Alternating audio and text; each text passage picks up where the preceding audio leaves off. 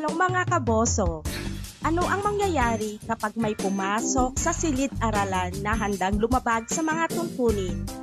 Alamin natin sa pelikulang Carried Away na ipinalabas noong 1996. Sa simula ng pelikula ay makikita ang isang matandang guro na nagngangalang Joseph Svendel.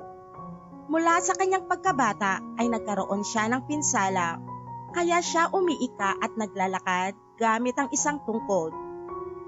Nakatira siya sa isang bukid kasama ang kanyang matandang ina at siya ang nag-aasikaso ng mga karaniwang gawaing bahay.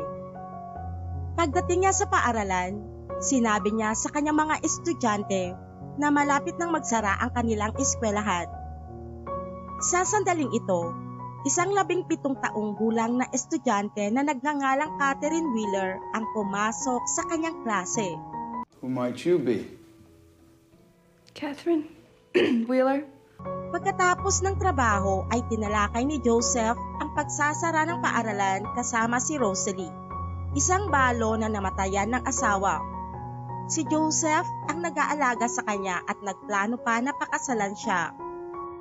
Kinaumagahan, dumating sa Joseph's farm ang isang lalaking nagngangalang Nathan Wheeler, isang retiradong major at ama ni Catherine. No, it's sweetie. Nais niyang upahan ng kamali para sa kabayo ni Catherine kay Joseph at handa pa siyang magbayad ng $175 sa isang buwan. Siyempre, pumayag si Joseph. Nang maglaon, si Joseph ang nagmaneho kay Catherine at sinabi sa kanya na ito na ang kanyang huling taon bilang isang guro. Tinanong siya ng dalaga kung ano pa ang maaari niyang gawin, ngunit hindi alam ni Joseph kung paano niya ito sagutin. Sa sandaling ito, nagsimula nang magkaroon ng kung ano-anong kalaswaan ng isipan ni Catherine. Nang araw na iyon ay binisita ni Dr. Evans ang ina ni Joseph upang dalhan siya ng gamot. Ipinagtapat niya kay Joseph na lalala lamang ang kalagayan ng kanyang ina at ilang buwan na lang ang kanyang buhay. Mas mabuti pang manatili di umano ang ina ni Joseph sa ospital. Kinabukasan, pagkatapos ng trabaho, pumunta si Joseph sa kwadra at natagpuan si Catherine na tahimik na naghihintay sa kanya sa kamali. You knew I was here. You're right.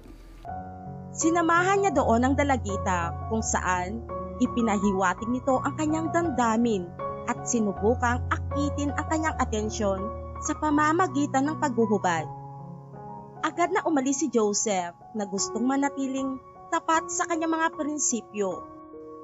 Gayunpaman, pagkatapos ng ilang pagmuni-muni, ay naisip niyang hindi naging makulay ang kanyang buhay at ito na ang tamang pagkakataon kaya bumalik siya sa kamali at silang dalawa ni Catherine ay nagsalo sa isang maiinit na pagtatali.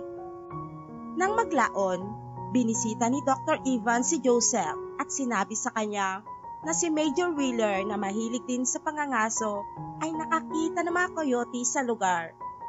Nagpasya si Dr. Evans na ibigay kay Joseph ang kanyang rifle sa pangangaso dahil matanda na siya para manghuli pa. Sa isa sa kanyang mga aralin ay inatasan ni Joseph ang kanyang mga estudyante na magsulat ng mga sanaysay. Ginamit ni Catherine ang pagkakataong ito para isulat na gusto niyang makipagkita sa kanya dahil mayroon siyang mahalagang sasabihin. Habang nagmamaneho pa uwi, nagalit si Joseph kay Catherine dahil sa pagbibigay nito ng sulat sa kanyang klase sa takot na baka may makaalam tungkol sa kanilang relasyon. Noong una, akala niya ay buntis siya ngunit itinanggi ito ni Catherine. I'm not in the mood. Don't. Sa huli ay nagbiro siya na siya ay buntis na ikinagulat ni Joseph. Hindi niya alam kung paano i-handle ang sitwasyon o ipaliwanag sa iba.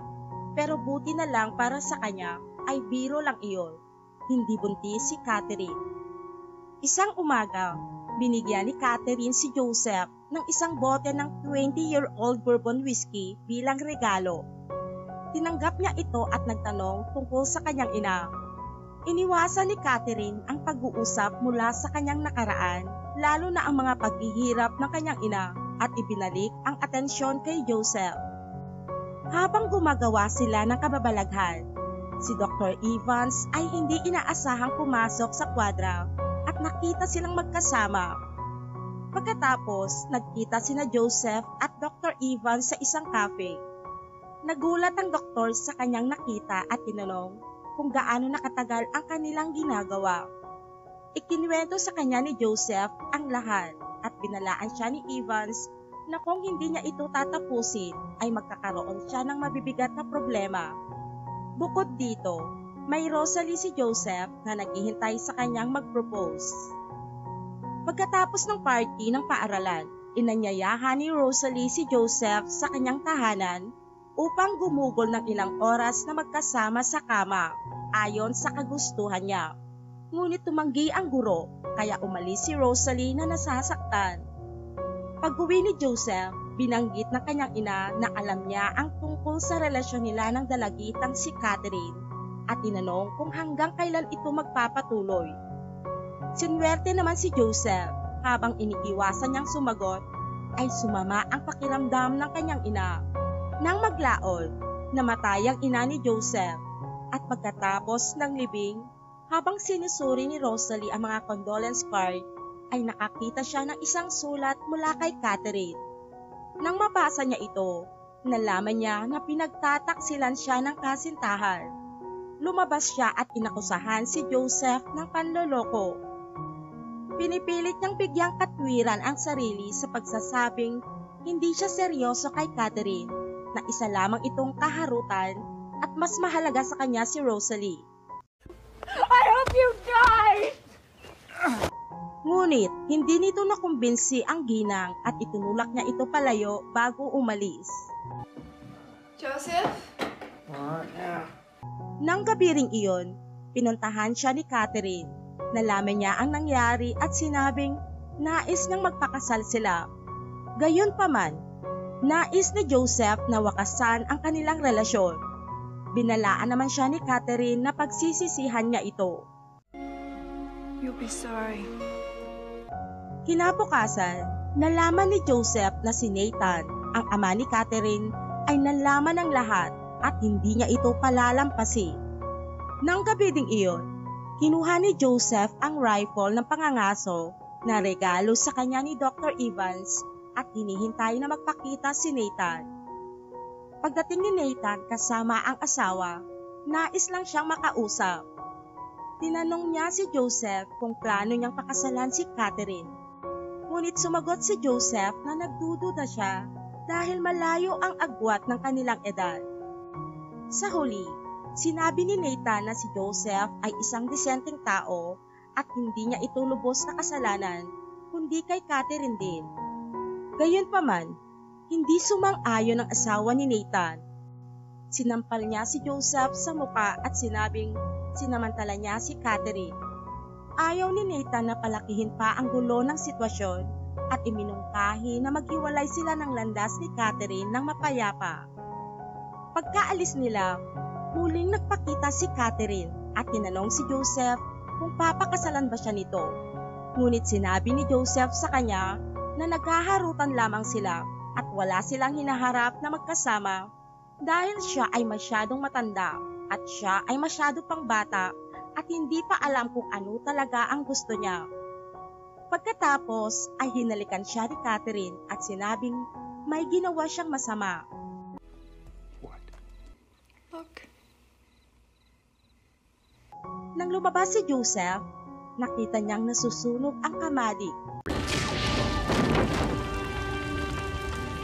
Nagawa niyang iligtas ang mga baka, ngunit namatay ang kabayo ni Catherine sa apoy. Kinabukasan, nagpasya si Joseph na baguhin ang kanyang buhay.